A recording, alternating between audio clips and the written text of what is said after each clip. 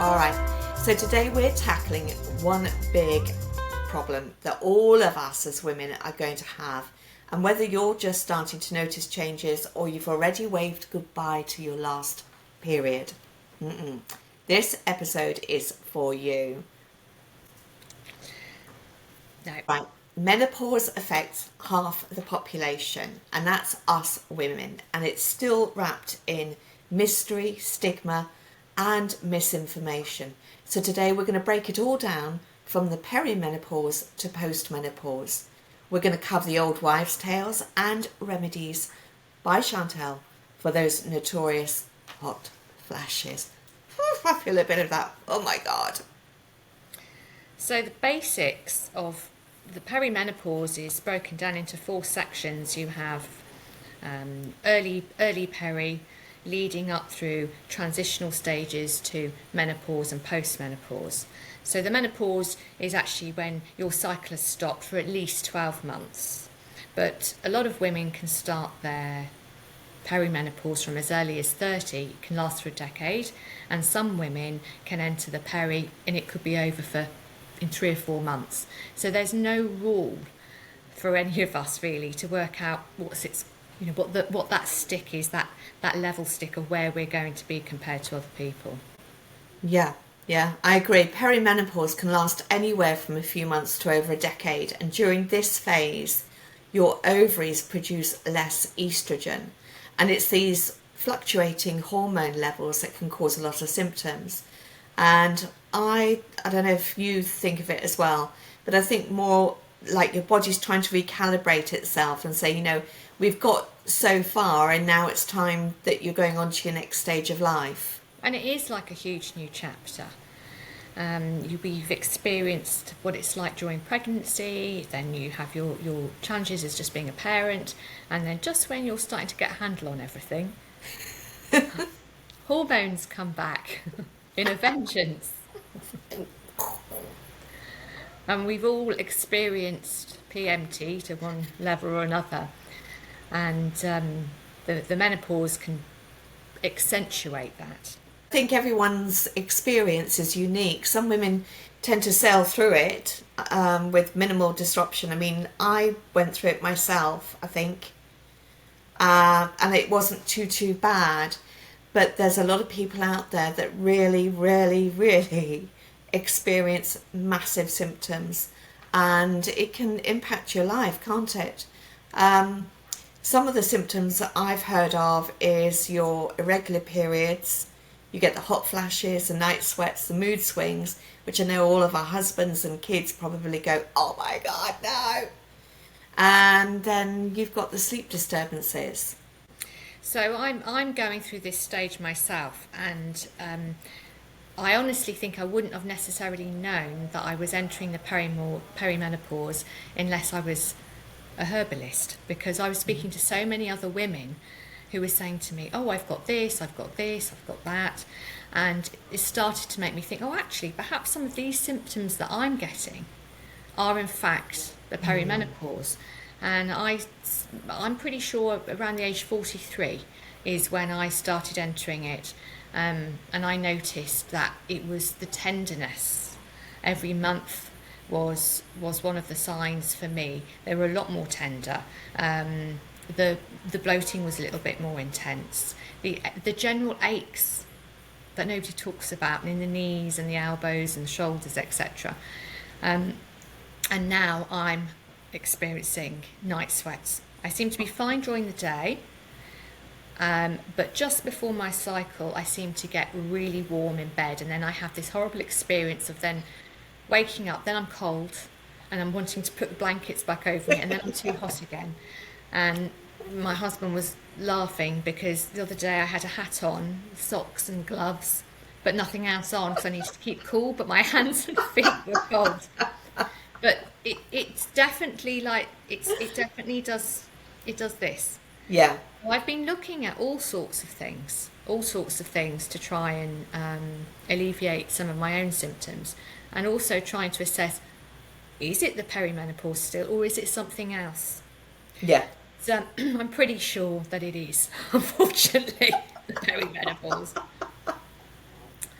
So how did you handle your night sweat? Do you remember having night sweats? Yeah, I wasn't too sure if I was having night sweats or, well, I knew I was feeling extra hot. And it did used to come at night time. And sometimes during the day, I'd be sitting on the sofa and all of a sudden I'd go, oh my God, I feel really hot. And I'd have to move away from the cushions because I think that the seat cushions were making me hot or, but Just generally irritated with. yeah, it wasn't too bad. But the one thing that I found really helpful, and it is a bit silly, and my husband, if he was listening to me now, he'd say, well, I understand now. But at the time, he wasn't very happy. I had a fan at the bottom of my bed, and I used to run it on a very cool setting, but it was like a night setting, so it wasn't too loud. And that would just put a gentle breeze over me all night. And I just slept with a little sheet over top of me as well, because I think for probably about a year, it was really, really intense. But it wasn't, it just didn't click up there that I was going through the And did you menopause. have the night sweat? Did you have the sweats? Was that one of your early signs, or is that something that came a little bit I later think it on? came Does it later come? I think it came later because, I haven't had a period now for probably about 6 or 7 years. So Okay. I'm way over the other side. But no, And when tell it me, was, does it get better? it gets better. Okay. It And no more does. night sweats. No more night No sweats. more, no, Great. nothing, nothing. I'm over all that. I feel really, really balanced. The only thing that I do have, Shani, is I have brain fog. Oh, There we go. that's brilliant. Well Perfect. thought out. Right. Right. Turn it on. You get it. So I'm going to talk about, um, you're going to talk about the lesser known stuff like the brain fog, joint pain, weight gain, libido. And then we're going to go on to, I'm going to ask you about or shall I start with I'll start with you. Okay. All right. Okay. Whatever. Just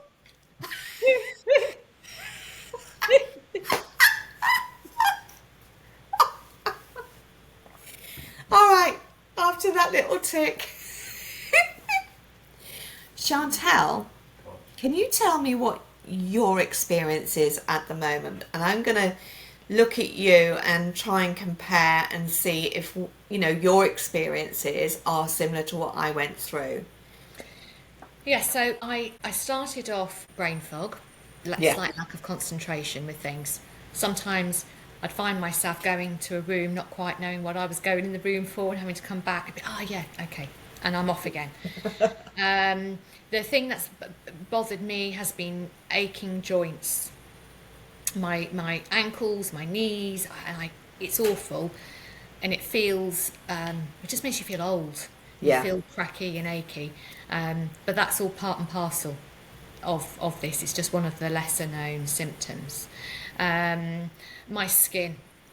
I've always been blessed with having quite oily skin, and this last year it's been a lot drier, and I've been finding myself needing to apply body balms and whatnot to my skin just to stop it feeling, because some women have said that it feels like your skin is scrawling. It feels prickly, it's dry.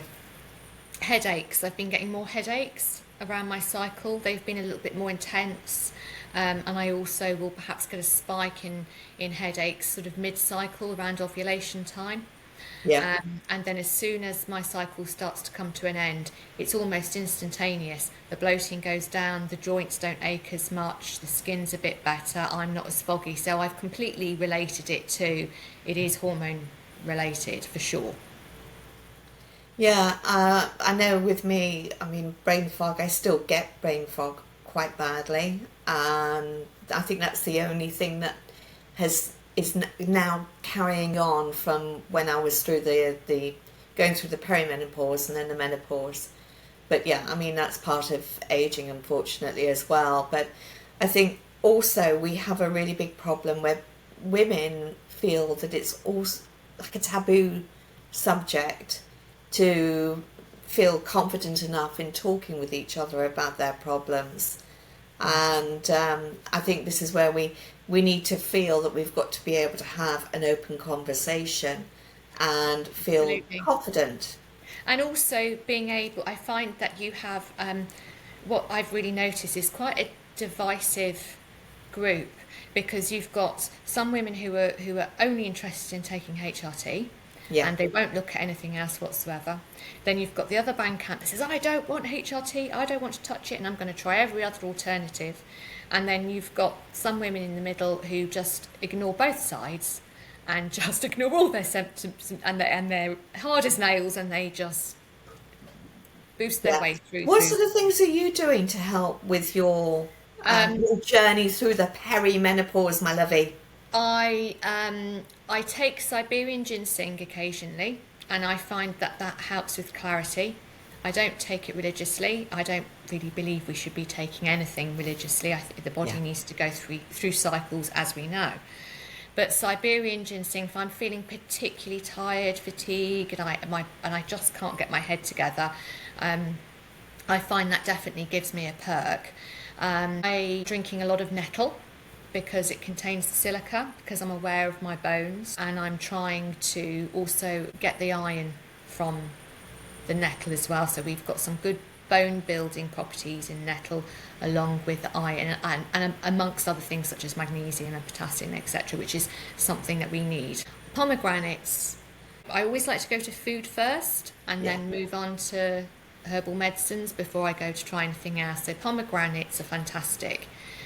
They support female health really well, but they're also great at helping your body to get rid of excess estrogen, which can be helpful for girls who are struggling perhaps with a dominance of estrogen. So pomegranates are a great way of helping the body flush out any excess, because again, at all stages, peri-menopause and post-menopause, it's all about this balancing act. I'm trying to eat a lot more nutrient-dense foods, so I'm having lots of bone broths. So if we're having a roast chicken, I'm saving those, and then I'm making a really lovely gelatinous sort of bone broth. And sometimes I may add additional collagen to that, again to help with the joints. I'm not having any major issues with weight at the moment, but I am noticing that it's distributing to other areas. And there is I know. definitely, it's this middle section. And I was looking into something where a lot of people call it the cortisol tummy. And we produce higher amounts of cortisol when we're going through this. So I wonder whether it's cortisol that's actually increasing the stomach rather than just the excess ice cream and things that we're eating as well. So These comfort foods. it is, the comfort foods are really necessary. I've looked at Agnes Castors and black cohosh, but I'm not needing it at the moment. So I'm just gently making my way through that. But I have looked into this really interesting little device, because for me the thing that's disrupting me the most is the evenings at night time. I'll be fine through the day, and then the evening comes and it's 2 or 3 o'clock in the morning, and I'm waking up and I'm soaked through, and then I'm freezing cold, and then I'm hot again. And I went on to a load of these sort of women's forums, and I did a fair bit of research as to what alternative therapies are actually available to us, and there is lots, but something caught my eye that I'm still doing a little bit of research into, but I did want to mention it. And it's like a little magnet that clips onto the front of your knickers, and it's supposed to be that it helps regulate your nervous system. Oh, So your automatic, you've got your parasympathetic nervous system, your central nervous system is under duress when we're going through this process. So it's not that it's necessarily helping with the hormones, it's not that it's combating the night sweats, you're not intaking anything, but it's a magnetic therapy which is supposed just to help keep you calm. And it's supposed to work with your nervous system through magnets. And that really was an additional thing to what we've talked about loads of times before, about how the importance of meditation and mindfulness. But actually our nervous system is so incredibly important. The more balanced we feel in ourselves and calmer we're feeling, less stressed we are, the less cortisol we're producing, and it's easier for our body to regulate everything else that needs to be regulated for us to continue through this stage. So it's an interesting, there'll be more, I'm going to definitely look into that a little bit more. But have you ever heard of that before? No, not at all. I mean, I totally understand the nervous system and how important it is to try and keep everything flowing in the right direction. So yeah, I mean, it would be wonderful to perhaps do a review on it maybe at a later stage once you've tried it. I'm definitely going to have a little look into it, and I think that with just some, adding chamomile tea and lemon balm, all of those things are supporting that as well, aren't they? But speak to me in a couple of weeks and still if I still feel. And then there's lots of options as well on the medicinal side. It isn't just HRD. You can have bioidentical estradiol and progesterone. So there are lots of options that people can look at, which is quite interesting. Have you got any friends or family that you know that have actually had HRT? Oh, I would imagine that most of the women I know took HRT. I haven't. I've managed to sail through. We're back and we're chatty-watty. Yeah, sorry about that, Chantelle. I had a call come through. Trust my husband. Hey? Right, so out of interest, how long after your last period do you have to wait to know that you're actually officially in a menopause? 12 months. 12 months? So after 12 months, a full year, yeah, then you know that you've hit it. Oh my goodness. There we go, ladies. 12 months of no periods. And you know what? I can tell you, it is positive, all right? No period. It's a good thing. No more. I think if we can then traverse over the idea of getting over this issue we have about aging, then it's great. Because that's the next thing, isn't it, for a lot of people, is when they actually hit that stage and they go, oh, right, I'm menopause now. Those are great things. Now I've got to accept that I'm just turning into an old codger. And it's not. And it's not easy for everybody to do that. So, and that's going to be a little bit of an emotional roller coaster for people to accept as well. I totally agree. I mean, I've got to this point that I don't like mentioning my age. I feel, I want to stop where I am. Excuse me, Mother Nature. I don't want to go any further. I'm happy as I am. I don't want to get old. I don't want to get any more wrinkles. I don't want to get any more, broken bones. Just keep me as I am. I've just seen a man walking around my garden. I hope it's not the gardeners because they're going to make a noise. All right, I'm going to talk to you now about some old wives' tales. Okay. One is that the menopause means the end of your sex life. Yes, well, that's not true, is it? Like, really? Maybe if you're separated and you divorce and then you don't get a little bit of nookie, but no, I don't believe that either. Have you heard of any housewife tales, old wives' tales? Well, it's funny because it's interesting that you mentioned that during the minute you get to a certain age and all of a sudden that stops. But over here in Guernsey, I'm not sure if you're aware, one of the oldest people to give birth to a baby is from here. It's a local lady. Really? 56 years old. Wow. And that was without any IVF, and it was completely natural and by accident.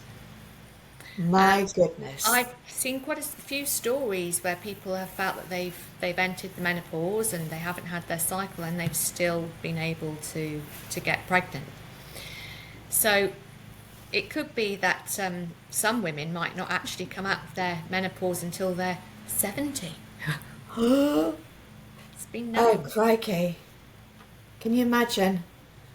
All right, so there is something that happens that you can get a little bit more of a leaky bladder when you get older. Bladder tissue tends to thin during the menopause, and the urethra becomes more prominent, making a little bit of incontinence and urgency an issue. Now, lucky I don't. I'm almost there, but I'm not there yet. But there are ways of helping yourself to do the pelvic floor exercises. I know there's medications, there's vaginal estrogen treatments you can do. And that's one thing that I know a lot of women really, they get so embarrassed about it. And yeah, everything gets weak, doesn't it? We think it's a weak bladder, but in fact it's a mixture of things as you get older. And weak tissue state as well. It's so important. We as we grow older, we talk about how we need to tone our muscles on the outside.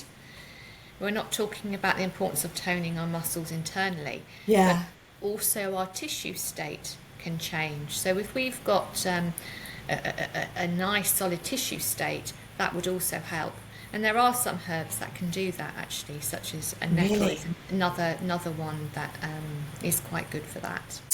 Chantelle, what are we going to talk about next? We're going to talk about depression. And that is one thing that I myself has suffered with for years. And I think now, in hindsight, I know that, part of going through the menopause was me getting depression as well. But we do have things that we can suggest that you do in order to try and relieve some of those symptoms. I mean, just think you're going through so much. Your body's changing. When you're pregnant and you're having a baby, everything is accepted. You've got 9 months of hormones, and you can get angry, you can eat, you can do all those things. Everybody forgives you because you're pregnant. But when you're going through the menopause, it's like, oh my goodness, she's hit the menopause. You do feel a little bit more worthless and down. And sidelined a little. Absolutely.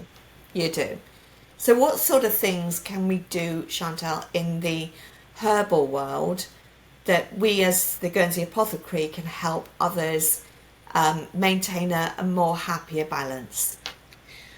Well, other than just the herbal side, vitamin D, sunshine. Sunshine's free. It's a fantastic medicine. It's great for our bones. It's great for our general health. It's great for our well-being. So what's available to us for free should also be our main priority. So sunshine, swimming, exercise, low density exercise. Don't start taking up jogging and running if you've never run before. Stick to a gentle walk, go for a nice swim. Eating the right foods, as we've discussed. Some of the wonderful herbs that can be incorporated for well-being, I think, isn't just necessary herbs that will make you feel great, but they're part of a lifestyle. Yeah. So having a good night's sleep, introducing chamomile, introducing the nettle, introducing yarrow, if your body so feels it needs that. We do a tea that we blended many, many years ago, which is La Femme, and that contains St. John's wort, and it's a great tea. And St. John's wort is known, it's an alternative that some people have taken to antidepressants. And again, Siberian ginseng, if you feel a little bit more with it and you have more energy, you feel better about yourself, don't you? Because you're able to do more. But La Femme is really delicious as well, and it's got some lovely cooling ingredients in there, and we can put a little link up so you can have a look for yourselves on the website. Yeah, I think that's a really good idea, actually. We'll pop a link on the page after we finish the podcast, and also I think what we'll do is we'll put a link on our website as well to the podcast and try and get this on YouTube, so we can reach as many people as possible, because I think the more that we're able to talk about this, the better everybody else can feel that they can talk in a safe way. I've got some slight lino hair. Another symptom of Another symptom, menopause is the hair, thinning hair. just the hair not doing what it should do in Yeah, any well, direction. I'm suffering with thinning hair. So, Okay. And are you, homemade rosemary oil. I was about to say, and ginger. The importance is the hair follicle being clean. There are definitely a few things out there which can help stimulate, but Yeah. rosemary oil and ginger is great. Yeah. And again, sunshine. Sunshine. And infrared, that's another thing that I've been looking into, is the infrared. Yes, you've got that infrared light. Yeah, Does and it do different colours, or is it just red light? no, it's just red light, but it's not one of the really deep penetrating ones. I started off with just quite an inexpensive one, Yeah. but I believe that it is working. We shall see. Brilliant. We shall see. Okay, so what we're going to talk about now is, we've been on the depression side of things, and we are going to be launching once a month a female community support podcast, where anybody who wants to join us is free to join us live. And we're going to be starting that probably the end of February will be our first one. And that really is just so people can get it out there, tell us your problems. We're just listening here. We're not going to give you any medical advice. We're going to give you female support and female backing up. And I think that's very important as part of this process. Mustn't forget the importance of community and other women. When you're pregnant, we automatically go to mum forums and we speak to other mums about experiences, and we must do the same for this. And there are lots of things. I mean, we've skipped over and we haven't gone into any detail. We kind of really want to save some of that for when we do our discussions, and we can bounce ideas off of each other, because there is no cure-all for everybody. There isn't just a pill that you can take that will help everybody get better instantly. And I say get better, it's not about getting better, isn't it? There's nothing wrong with us, we're not ill. We're simply going through a hormonal change that just needs to be balanced. And the community and speaking to other women is imperative, because it normally links, funnily enough, to other things. It does. And I've spoken to a few women about this going through the menopause, and for some women it's led to other symptoms that have led to them realising that perhaps their thyroid's underactive or overactive, and it's led to other things. Then they've been able to solve that problem, and it's made the menopause journey that little bit easier. Yeah. So it's all these things that we should be talking about. It is. I totally agree. We've got, I know with my journey in this, I've noticed that the weight gain has been a problem. I've also now started osteoporosis, so I've managed to fracture my spine and fracture my fingers, and that again is part of the female menopause, and bone loss and bone density is something that we all have to really, really focus on. And I know, Chantelle, you'll agree, we don't want to always take the calcium supplements, that we need to try and balance those supplements, topping up every now and then, but also trying to find the calcium in a very natural way. Because it can lead to calcium deposits in the body. So finding your vitamins and minerals from your food should always be your first port of call, because we're absorbing them in the way that nature has intended, instead of supplementing, and it's just not as good. Yeah. Do you know, I'm just wondering, I know with our teas that we've got online, is there anything that we as the Guernsey Apothecary, I know that one of the good things is that we do make teas to order. Is there anything that we could make that would help ease this journey for women and also help support the important things like the bone loss and the fatigue and, you know, all everything. Well, we could absolutely do a blend for each person. That wouldn't be a problem at all. We could easily. We're so lucky with our store with the variety of products that we've got, from chamomile, rice hop to, you know, matcha, other green teas, and actually green tea would be another wonderful thing, and great for the skin, green Yeah. tea. And you can use it, you could make yourself a pot of tea and use cotton wool, put it on your face, go outside for a bit, might do your skin the world of good. We could absolutely blend some wonderful teas. Like I've mentioned before, the nettle and chamomile would be definitely in there for me. But red clover too. Some women have found that red clover can help. But it's important to know somebody's background before we start putting. You start just taking herbs. Some people get on very well with rhodolia, and other people it doesn't help at all. Chamomile is my favourite and I love it, and with yarrow and nettle it will always be my go-to, but some people may have a slight allergy to daisies, and that plant might not work with them as well as it does for me. I know. So it would be a case, if you do want a tea or something blended, let's have a chat and we'll try and get something made specifically for your needs. Yeah, I know. With my Doable. allergies to chamomile, when I'm in the store blending teas with the chamomile, I mean, you've seen me. I've goggled up. I've got the hat on. I've got the mask on, and I've got gloves, and it's just like, ah. But I love drinking it. I'm fine drinking it, but yeah, the chamomile really does affect me. Another thing I want to talk about for everybody out there is we do have a journal workshop on Teachable. And again, that link is going to be on our website, and I'll pop the link down there. In fact, I'll make a note of it right now, link to, so I'll put that there to the, what we've got is a mindfulness 14-day journal journey, and that takes people through looking into themselves and looking into what makes them tick and what makes them happy and balanced. And it's actually quite therapeutic to do a journal and be able to just reflect back. Another one I want to talk about is the diaphragmatic breathing.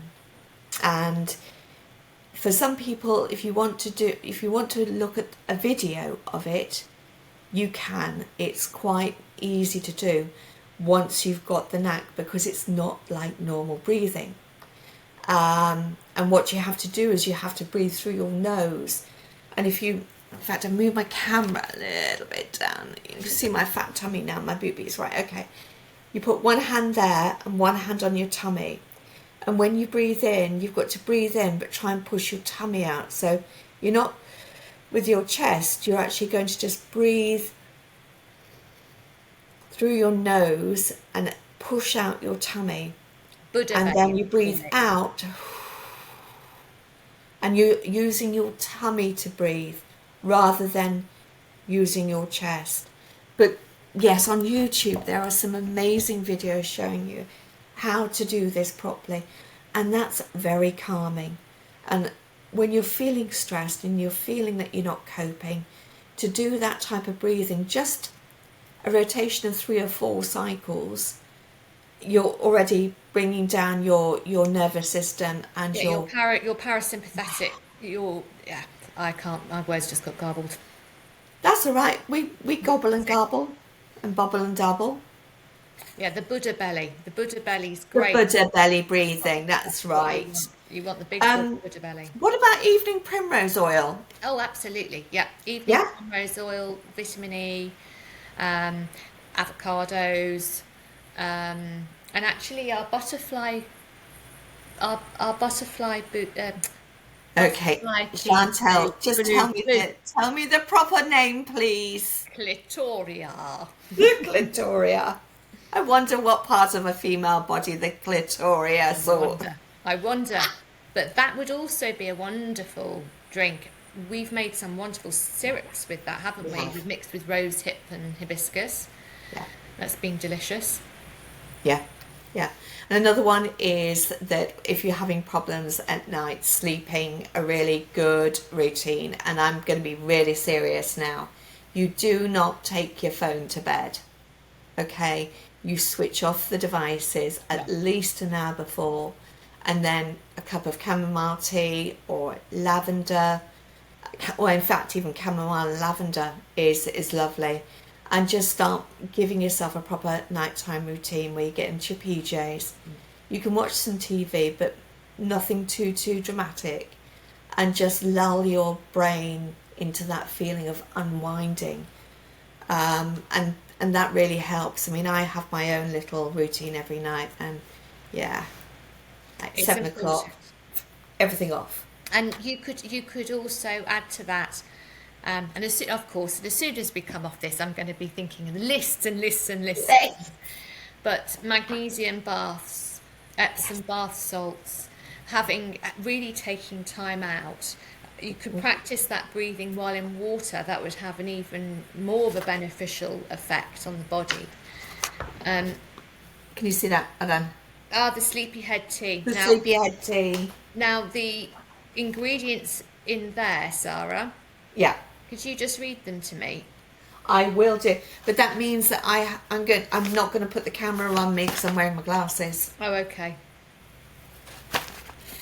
Right, we have blackberry leaf, chamomile, lemon balm, spearmint, passion flower, valerian, linden leaf, lemon peel, lemongrass.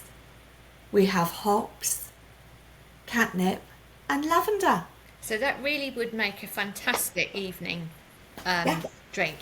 Now, I've tried that in milk, Ooh. and that was delicious. Now, the lemon balm is particularly good for supporting your central nervous system. Yeah. The valerian is well known for its ability, along with the hops, for keeping you relaxed and helping you sleep. But you could make a tea bag and put it in the bath. Yes.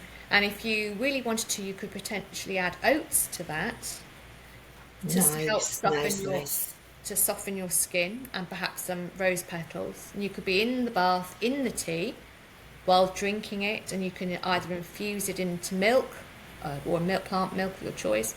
Although, I must add, if you are enjoying your menopause, I would perhaps try to stay away from things like oat milks, because they can be quite inflammatory for the body. Obviously, some people don't have the choice, but coconut milk would be a good alternative for the evenings, because it's definitely it's better for the inflammation. Yeah, I love coconut It's also milk. more hydrating. Yeah. So you're hydrating your skin at the same time, and you could drink that, and you could put some honey with it. You can some brilliant selection of herbs we've got in there. My favourites. Yeah. I'm just thinking about, I've had a couple of questions come in from a couple of our customers actually. Let me just check. Okay, I've got somebody called Brenda, and she's just asked that she has a lot of joint pain, and she's wondering if that is menopause related, and if there is anything that she could take to help support her joints. So the first port of call is always to go and seek medical advice first. So Yeah. just to make sure there's nothing more untoward going on. But secondly, a nutrient-rich diet, having your omega-6s, your vitamin E, your evening primrose. And with regards to joint pain, I really do believe in nettle as supporting our joints and bones. It's on my hit list of drinks that I would recommend to everybody.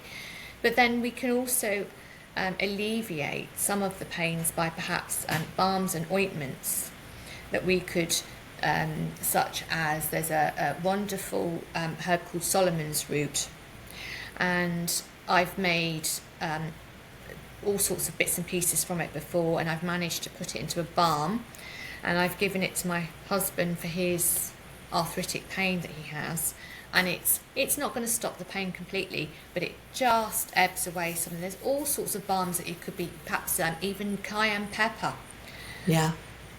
You could make an ointment with coconut oil and beeswax and whatnot, and put pepper in it. I mean, there's all sorts, and we could put a little list with some recipes and ideas at the end for everybody, because I'm bound to remember when I'm off.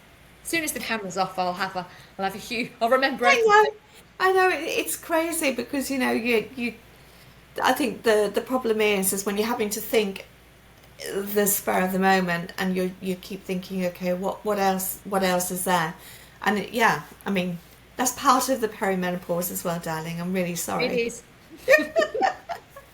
I think what we've got to do is we've got to remember that we're going to age, like it or lump it. We're still going to be aging. There's nothing we can do. We can't stop that process of going towards Heaven's Gate or wherever we're going to end up. I don't know where we're going to end up in sort of like. For me, I'm determined I'm going to live to the age of 150. Nice. I am. As we need to that's what I'm telling myself. 150, I'll be this old wrinkly moany wony in a care home somewhere, but spitting fire and yeah. So I'm going to age disgracefully. I think we've got to make sure that we get into the right mindset. We've got to prioritise our self-care. We've got to explore new hobbies, because that's important. I think if we were to sum up everything, really, it's a case of exercise, gentle exercise, nothing that's going to overexert you too much, but the most important thing is getting that heart rate going, and building up our core muscles. So walking, swimming, Pilates, yoga, all of that links into our mindset and our emotional state. So again, yoga, meditation, mindfulness, breathing, listening to perhaps binaural beats, because there's a whole other section on sound healing and colour therapy. There's all sorts of other things that we can go into, but sound healing is something that I'm really interested in. Then we've got the nutrients, the nutritional side of things, what we're drinking and eating. So I would be saying pineapple juice, orange juice and pomegranate juice. The milks, everyone's scared of dairy, I apologise to everybody who are vegan and vegetarian. There are alternatives. I can only speak from experience, but eating meats, bone broths, anything with gelatinous meats, collagen. So we're adding to helping to support our bones as well as our muscles, but also feeding our brain. The circulatory system always struggles with the menopause, so we could be adding ginger and other warming aromatic spices to keep everything moving. This is where calendula can come in, and yarrow, because they're all lymphatic movers. So keeping our lymphatic system moving so we can detox properly will also alleviate some of our symptoms. Yeah. I like the chai. If they have a really nice a turmeric chai or the plain chai, that is really, you've got all the warming herbs and spices. You've got cinnamon, you've got the ginger, you've got clove, you've got all of these really nurturing. And they're also protecting your heart as well, which is something that is going to, obviously the older we get, that percentage goes up a little. So those spices are really good as well, the cinnamon and the ginger. Anything that's great for your lymphatic system and your circulatory system is great for your heart. Yeah. As well. I've got another question that somebody gave me the other day, and what did she say? She said, Maria, how do I explain the menopause to my partner without feeling embarrassed, because she is struggling? Oh, what do you think, Shani? I know what I said to her. Shall I tell you what I said to her? I said that she has to remember that she is going through a very natural process, and that her husband just has to be patient, and kind of understanding that at times she's not going to be feeling quite herself. But I'm wondering if there's any ideas that you, because you're now in the peri, Well, if there's anything that you're telling your husband. I don't need to. I think he's fully aware. He's fully aware. Get out of here! But what I have done is, because I'm always researching, Yeah, I'm forever saying, "Oh, look, have you heard about this? What do you think about this?" Yeah. You will research. The best thing when you love somebody and they're going through something, we share, don't we? we do. So for your partner to perhaps go and do some of their own research, find out for themselves what you're going through. It might be a lot easier for a gent to speak to another gent, like, has your wife gone through it, and have it from their perspective as well. Yeah. I remember my dad didn't mention anything about it when my mum was going through it, but now I'm going through it. He said, "Oh yeah, no, I remember." I remember. Yes. I remember. I know. I think that's what my husband said. He said, "Oh, he didn't know I was going through the menopause. He just said that I was one of those very like I would jump at him a few times and go, no, leave me alone. I'm not feeling right. I feel sick. got migraines. Migraines. Nausea, that's the other thing. Nausea. That's not talked about, but yeah, women do get nausea with it too. Yeah. So actually, the ginger would help. Yeah. People can have it you can take ginger capsules, or you can drink it in a tea. The reason why I like herbs in tea is they're gentler on the body. Instead of taking tinctures, which there is a place for them. I do take tinctures, but it's different because I'm doing that for myself. But the teas are a lot gentler, and you can get the effects are quite instantaneous as well. You can feel, no, this isn't for me, or I don't like this, or it's giving me a headache. Yeah. You can stop immediately. Yeah. Everybody, we are going to be talking in our next podcast all about skin health. We have got so much to talk about, from maintaining healthy skin in the way of teas and balms and tinctures and all of those amazing things. So that is in our next podcast, which is going to be up and running next week, I think it is. If I'm right, Chantelle? I think so. Yeah. If we manage to not get brain fog. All right, well, that's all for today's episode of Rooted in Chaos. We hope that this conversation all about the menopause and the perimenopause and all of those gruesome things, I do hope it's given you some clarity and support, and hopefully just a few laughs as well. So that is all from me, and I'm going to leave it, and over to you, Shani. And just to mention, if anybody has got any questions, or if there is something that you specifically want us to talk about, please send us some, and we can address those in the next chat. All right. Okay, we'll see you next time then. Bye for now.